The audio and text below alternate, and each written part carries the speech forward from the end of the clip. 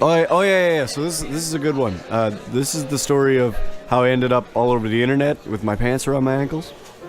So it's the spring of 2016, and we're just coming off the release of our first single.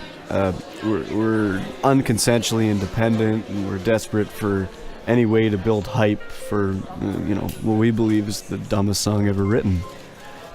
We had spammed our self-recorded and self-shot video all over the internet. I probably Googled sites for bands to post song about a dozen times. So after countless hours of online begging people to watch our wankery, posting these behind-the-scenes pictures on Instagram and Facebook and making the videos, and we get about 600 views. A good chunk of it was hate mail. We're looking for these new avenues to promote our music, and a good friend suggests that we send some of our songs to these internet radio stations, because I guess some of them can be just as vulgar and ridiculous as we are.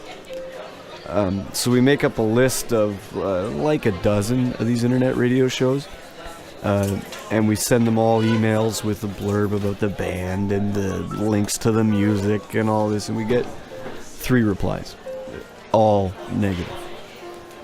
The one station that we were most excited for, because they use the word uncensored in their description 4 times, sends us an email back and say that we are way out of line, that they want nothing to do with us.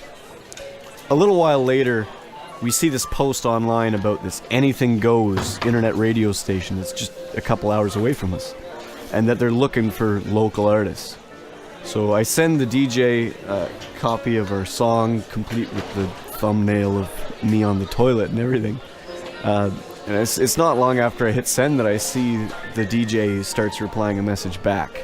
So I'm just staring at this screen after everything else that we've been told, and I'm just expecting that he's going to call us some sort of abomination or pull some chapter of the Bible out of his ass at us. But instead, he sends me this message that says that he really likes our stuff.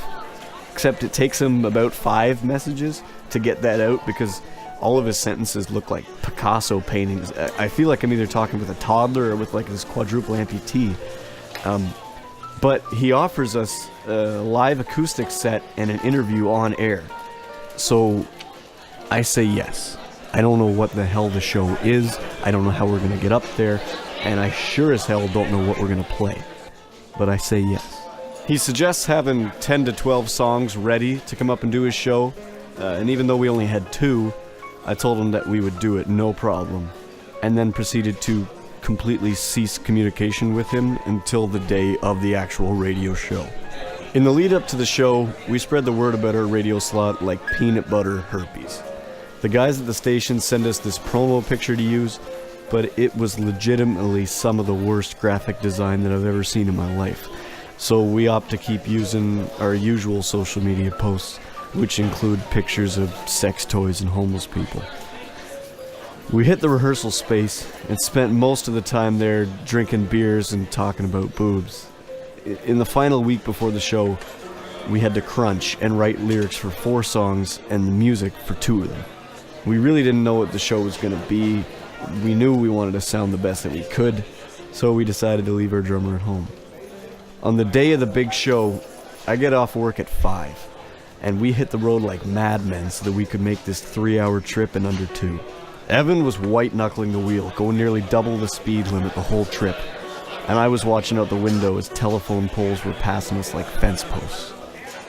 We were blowing through these hick towns like a heavy metal hurricane, loaded up to the roof with gear and a couple of terrified long-haired headbangers. At 7 o'clock, the show went live without us. We could hear them squirming in their seats, and they told everybody that we were just down the road and about to walk in the studio at any moment and melt their faces. Because real DJs know how to smile when they shit their pants. So I sent a text to this DJ and I said that we were going to be there soon. We were 5 minutes outside of town. And I later found out that I sent the text to a landline. So at 7:15, they announced that we wouldn't be making it.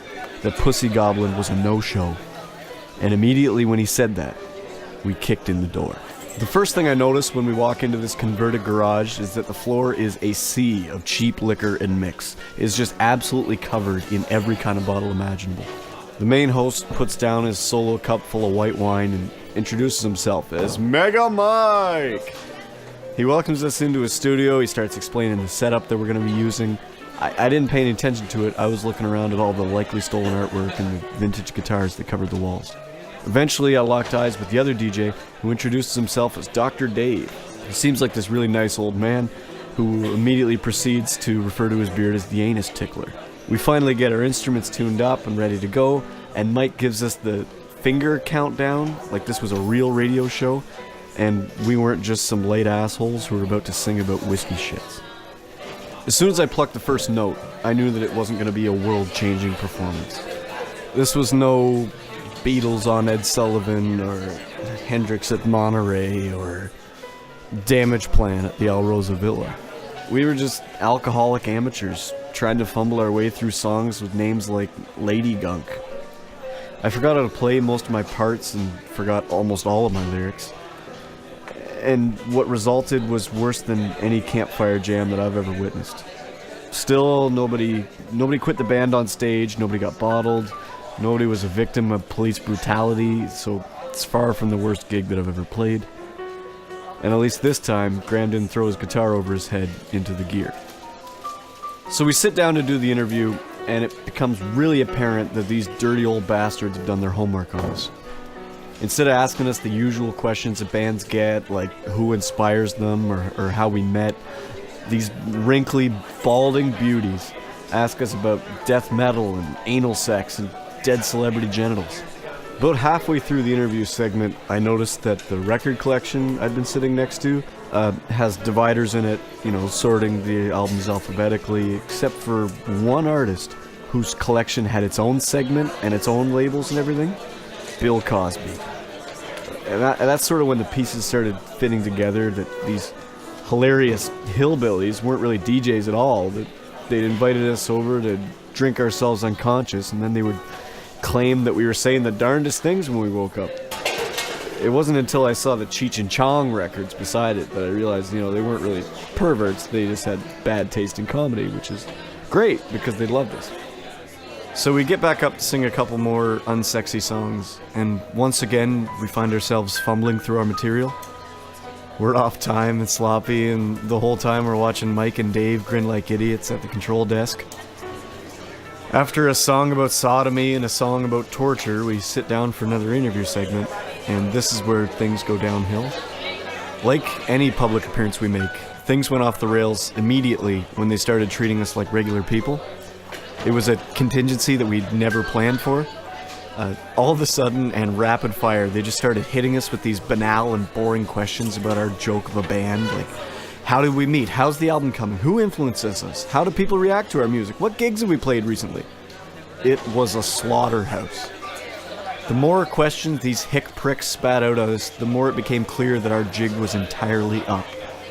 We had to come clean and admit that we'd been putting on this very careful facade, and that we weren't some rock star playboys like our page was saying we were. I was shocked that they didn't figure that out from our performance. In truth, we'd never played live before. Sure, we'd been posting pictures nearly every day of all of us on stage, beating the hell out of our instruments and sending our sweat flying with each bang of our head, but every one of those pictures was a lie.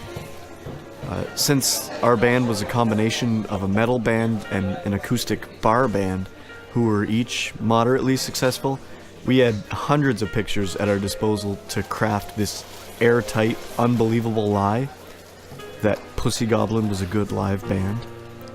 And by some miracle, we fooled two small-town metalheads into believing it long enough to put us on air. After yet another mediocre performance and an hour-long interview segment about absolutely nothing, it was getting to be our bedtimes, and we still had a 3-hour drive back. Magic Mike suggested that we get a photo for online, and we all stand and wait for him to figure out the timer feature on his camera. In the short window of time between him standing in front of us and the camera flash, I managed to undo my belt with one hand and throw my pants towards my ankles. A few days later, I got a message from Mike, and I knew what it was before I opened it. He was looking at the promo picture of our show that he'd posted on every local music board and internet radio community, and he realized that he was one thin piece of fabric away from publishing Dong. It was the biggest con I'd ever pulled in my life, and it was how Pussy Goblin made their live debut on here.